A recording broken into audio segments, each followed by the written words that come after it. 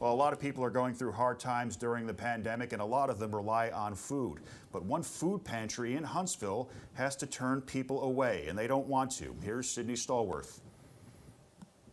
Any other Friday afternoon, these walkways would be busy as people stop by Huntsville Assistance Program to grab non-perishable food items for their families. But today, the doors are closed and there's no food to give. Sometimes even food runs out.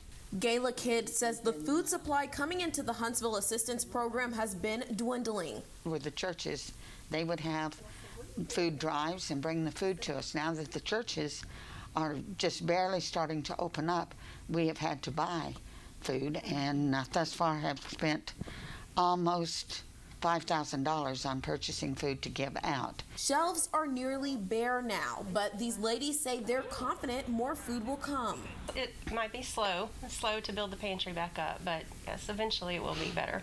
HAP normally has the food pantry open Monday, Wednesday, and Friday from 1 to 3. People can come and grab food at no cost. And in August alone, they helped at least 449 households in the area. We've been on the front line trying to help with food, rent, utilities, mortgages.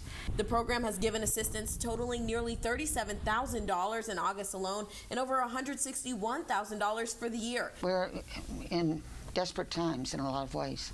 People came by looking for food today. They say turning people away was hard to do. It's hard because most people that come here, they are desperately in need. Huntsville Assistance Program says they don't know exactly when the food pantry will be open again, but they will post on their Facebook page when they're ready to give out food once again. Putting the Valley first, Sydney Stallworth, WZDX News.